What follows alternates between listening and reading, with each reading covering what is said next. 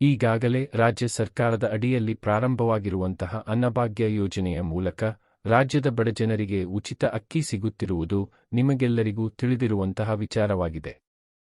ಉಳಿದ 5 ಕೆಜಿ ಅಕ್ಕಿಯ ಬದಲಾಗಿ ₹170 ಪ್ರತಿ ವ್ಯಕ್ತಿಗೆ ಅವರ ಖಾತೆಗೆ ಹಣವನ್ನು ಸರ್ಕಾರ ನೇರವಾಗಿ ವರ್ಗಾವಣೆ ಮಾಡುವಂತಹ ಕೆಲಸವನ್ನು ಡೈರೆಕ್ಟ್ ಬ್ಯಾಂಕ್ ಟ್ರಾನ್ಸ್ಫರ್ ತಂತ್ರಜ್ಞಾನದ ಮೂಲಕ ಮಾಡಲಾಗುತ್ತಿದೆ. ಈ ಯೋಜನೆ ಜಾರಿಗೆ ಆದ ನಂತರ ಬಡ ಕುಟುಂಬಗಳಿಗೆ ಆಹಾರವನ್ನು ಪಡೆಯುವಂತಹ ಸಮಸ್ಯೆ ಕೊಂಚಮಟ್ಟಿಗೆ ದೂರವಾಗಿದೆ ಎಂದು ಹೇಳಬಹುದಾಗಿದೆ. ಅನ್ನಭಾಗ್ಯ ಯೋಜನೆಯ ಹಣ ಪ್ರಾರಂಭದಲ್ಲಿ ರಾಜ್ಯ ಸರ್ಕಾರ 10 ಕೆಜಿ ಅಕ್ಕಿಯನ್ನು ಉಚಿತವಾಗಿ ನೀಡುವಂತಹ ಮಾತನ್ನು ಅನ್ನಭಾಗ್ಯ ಯೋಜನೆ ಅಡಿಯಲ್ಲಿ ಹೇಳಿಕೊಂಡಿತ್ತು. ಆದರೆ ಕೇಂದ್ರ ಸರ್ಕಾರದಿಂದ ಸರಿಯಾದ ಪ್ರಮಾಣದಲ್ಲಿ ಅಕ್ಕಿ ಸಿಗದಿದ್ದ ಕಾರಣದಿಂದಾಗಿ 5 ಕೆಜಿ ಉಚಿತ ಅಕ್ಕಿ ಹಾಗೂ ಉಳಿದ 5 ಕೆಜಿಗೆ ಹಣವನ್ನು ನೇರವಾಗಿ ರೇಷನ್ ಕಾರ್ಡ್ ಹೊಂದಿರುವಂತಹ ಮನೆ ಯಜಮಾನಿಯ ಖಾತೆಗೆ ವರ್ಗಾವಣೆ ಮಾಡುವಂತಹ ಕೆಲಸವನ್ನು ಸರ್ಕಾರ ಮಾಡುತ್ತಿದೆ. ಹಣವನ್ನು ₹34 ಲೆಕ್ಕದಲ್ಲಿ ಒಟ್ಟಾರೆ ₹170 ಒಟ್ಟಾರೆಯಾಗಿ ವರ್ಗಾವಣೆ ಮಾಡಲಾಗುತ್ತದೆ. ಹಣ ಜಮಾ ಆಗೋ ದಿನಾಂಕ ಸಾಕಷ್ಟು ಜನರಿಗೆ ಫೆಬ್ರವರಿ ತಿಂಗಳ ಅನ್ನಭಾಗ್ಯ ಯೋಜನೆಯ ಹಣ ಖಾತೆಗೆ ವರ್ಗಾವಣೆಯಾಗಿಲ್ಲ ಎನ್ನುವಂತಹ ಮಾಹಿತಿ ತಿಳಿದು ಬಂದಿದ್ದು, ಇದರ ಬಗ್ಗೆ ಸರ್ಕಾರ ಒಂದು ಸೂಚನೆಯನ್ನು ಹೊರಡಿಸಿದೆ.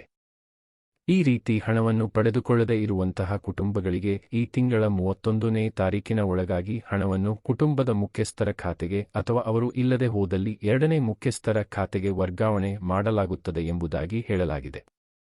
ರಾಜ್ಯ ಸರ್ಕಾರ ಹಣವನ್ನು ವರ್ಗಾವಣೆ ಮಾಡುವಂತಹ ಈ ವಿಚಾರದ ಬಗ್ಗೆ ಅಧಿಕೃತವಾಗಿ ತಿಳಿಸಿದ ನಂತರ ಯಾರದ್ದೆಲ್ಲ ಖಾತೆಗೆ ಹಣ ಬಂದಿಲ್ಲವೋ ಅಂಥವರು ಈ ಸುದ್ದಿಯಿಂದ ಖುಷಿಯಾಗಿದ್ದಾರೆ ಎನ್ನಬಹುದು.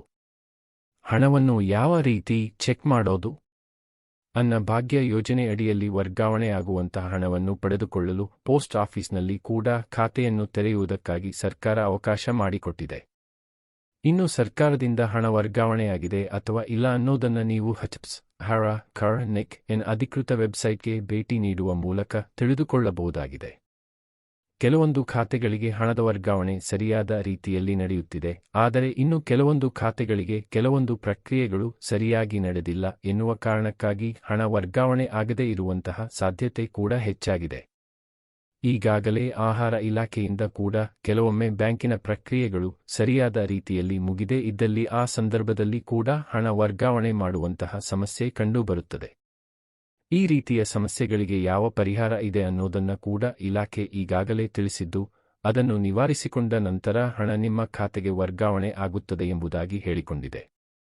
ನಮ್ಮ ಟೆಲಿಗ್ರಾಮ್ ಚಾನಲ್ಗೆ ಜಾಯಿನ್ ಆಗಿ.